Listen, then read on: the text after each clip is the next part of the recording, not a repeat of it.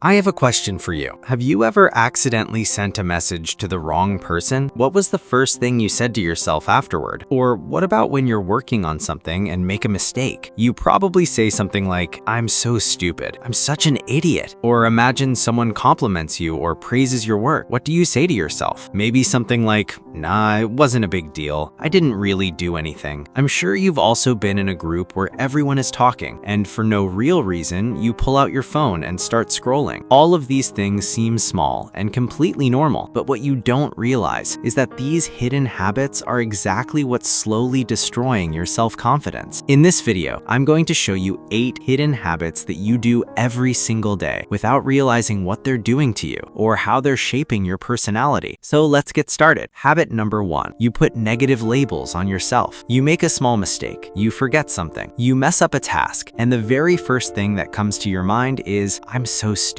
I'm worthless. I can't do anything right. I'm always like this." For example, you accidentally send the wrong email at work and you immediately think, "Wow, I'm such an idiot." Maybe you think you're just being honest with yourself, but your brain takes those words seriously. Every single time you call yourself stupid or worthless, your brain becomes a little more convinced that it's actually true. Eventually, every time you want to start something new, you hesitate because deep down, your brain already believes you're not capable. But do successful people never make mistakes? Of course they do. The difference is they say, "That was a mistake," not "I am a mistake." There's a huge difference between saying, "That was a bad decision," and "I'm a bad person." That difference is the line between personal growth and the slow collapse of your self-worth. Habit number 2, hidden perfectionism. You finish something. It's 90% great. Only 10% has flaws, but your mind focuses only on that 10%. If it isn't perfect, then I failed. If I'm not the best, then I'm not good enough. Let's say you made a video for TikTok. Everything turned out great, except you didn't pronounce one word perfectly. The truth is, nobody else would even notice, but you tell yourself, "I have to start all over again." That's perfectionism. From the outside, it looks like ambition, but on the inside, it's a prison because you never reach the point where you can say, "This is good enough." There's always something missing. Over time, your brain starts believing that you are the one who's not enough, and little by little, your confidence disappears. Successful people aren't perfectionists. They're focused on progress. Instead of asking, "Was I perfect?" they ask, "Am I better today than I was yesterday?" Habit number 3, you break the small promises you make to yourself. You tell yourself, "I'm going to bed early tonight," but you don't. "I'll start working out this week," but you never do. "I'm not going to check my phone during work," yet you keep picking it up every few minutes. It seems like these are just small habits, but something much more important is happening. Every time you make a promise to yourself and break it, your brain learns that your own word can't be trusted. Eventually, even you stop believing that you're capable of doing what you say you'll do. And if you can't keep even the smallest promises to yourself, your confidence drops so much that your brain starts avoiding bigger challenges altogether. Self-confidence is literally confidence in yourself, and that confidence is built by keeping the small promises you make to yourself. Habit number 4, you pull out your phone in social situations. You're with a group of people, everyone's talking, then there's a brief moment of silence, and the first thing you do is pull out your phone and start scrolling. Or maybe you're at a party. Instead of talking to people, you're busy scrolling through social media. It feels like you're just killing time, but your brain receives a completely different message. "I'm not comfortable here. I need to escape." Every time you avoid a social situation like this, your social anxiety grows. It doesn't get smaller. Your phone becomes a shield, but every time you hide behind it, a little more of your self-confidence disappears. Instead, try starting a conversation. I know you might not always feel connected to the people around you, but even a simple conversation can make a huge difference. And if you feel like you don't belong in that group, find your own community, people who genuinely share your interests and values. Just try it once. You'll be surprised by how much it can improve your mood. Sometimes simply talking to someone feels like a huge weight has been lifted off your shoulders. Habit number 5, you can't say no. Someone asks you to take on extra work. You don't want to, but you still say, "Sure." A friend asks you for a favor. You don't really have the time, but you answer, "No problem, I'll do it." Or someone asks to borrow money. You don't feel comfortable lending it, but because you don't want to disappoint them, you say yes anyway. Why? Because you're afraid they'll get upset. Because you're afraid they won't like you anymore. Because deep down, you believe your value comes from being useful to other people. But here's something you need to understand. Every time you say yes when you really mean no, you're sending yourself this message: my needs don't matter. Other people's comfort is more important than mine. People with healthy self-confidence understand that saying no is a skill, not an act of disrespect. If your friend asks, "Want to hang out this weekend?" and you don't want to, it's okay to simply say no. They might be disappointed at first, but over time, they'll respect your honesty much more. The people around you need to learn where your boundaries are, and it's your job to teach them. Habit number 6, you reject compliments. A coworker says, "You did a great job today," and you immediately reply, "Oh, it was nothing." Or your boss tells you, "This project turned out really well," and you say, "Anyone could have done it." It might seem like you're just being humble, but what you're really saying is,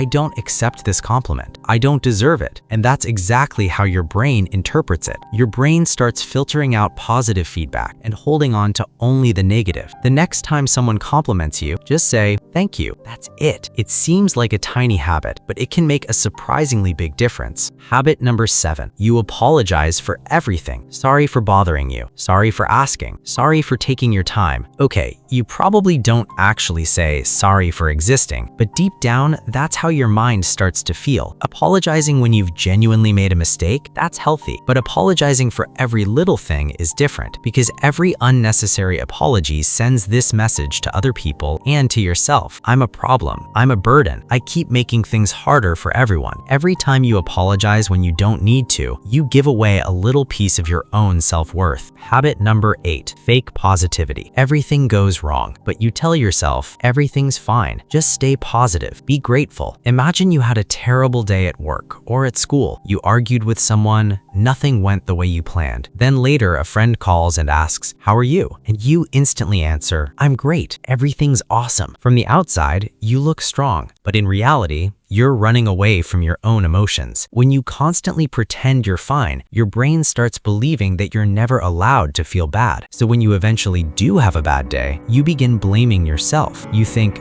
something must be wrong with me. But when you refuse to acknowledge your real emotions, they don't disappear. They stay beneath the surface and grow stronger. Real strength isn't pretending everything is okay. Real strength is being able to say, "I'm not okay right now," and knowing that it's perfectly normal to feel that way. Now, let me ask you an honest question. Which of these 8 habits sounds the most like you? Because the first step towards change is knowing where you are today. If you found this video helpful, make sure to leave a like. And if you don't want to miss the next videos, subscribe now.